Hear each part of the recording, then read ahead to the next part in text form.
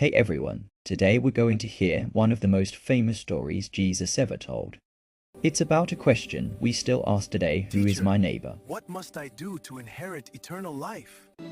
I love good questions. Jesus told this story to show us what real love looks like, love that doesn't care about skin color, religion, or old grudges. One sunny day, a man who knew the Bible really well stood up in a crowd and asked Jesus, "Who is my neighbor?" The law says, "Love your neighbor as yourself." But who counts as my neighbor? Jesus smiled because he loves good questions.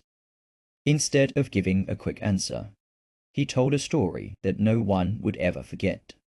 Imagine a dusty, dangerous road that winds down from the big city of Jerusalem to the town of Jericho. It's a 17-mile journey through rocky hills and deep valleys. Robbers love to hide there, waiting for travelers. One day, a Jewish man was walking that road all by himself.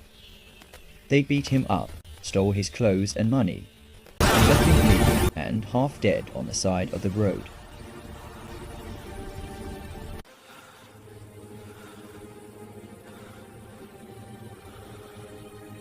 The poor man lay there under the hot sun, moaning in pain, too hurt to even crawl. A little while later, someone was coming down the same road. It was a priest, a very important religious leader. He saw the hurt man and crossed to the other side of the road and kept walking.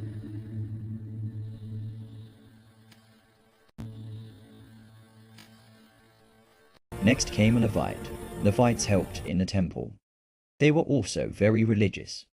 He walked a little closer, looked at the wounded man, and then he too crossed to the other side and hurried away.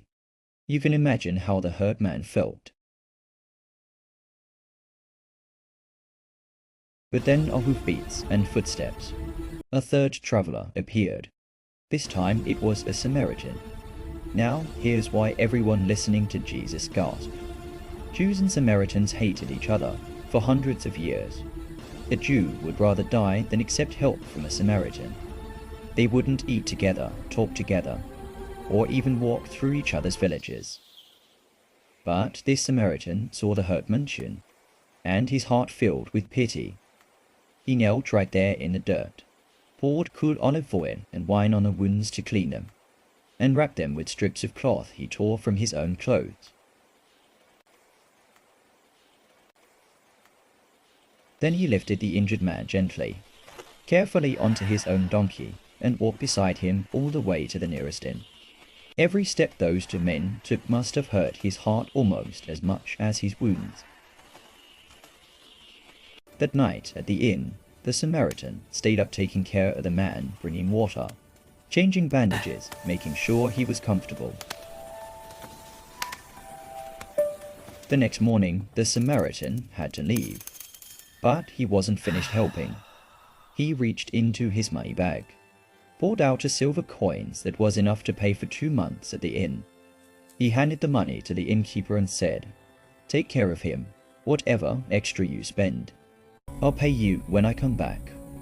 When the story was over, Jesus looked straight at the man who had asked the question and said, "Which of these 3 do you think was a neighbor to the man who was attacked by robbers?"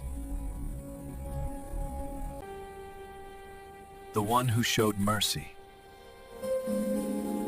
Jesus smiled and said, "Go and do the same." And that's the end of the story, but really, it's the beginning of something beautiful. Jesus wants us to understand that our neighbor isn't just the person who lives next door or looks like us or believes exactly what we believe. Your neighbor is anyone God puts in your path who needs help. The person who is hurting. The person who is lonely. The person everyone else walks past. Real love doesn't ask, "If I help you, what will I get?"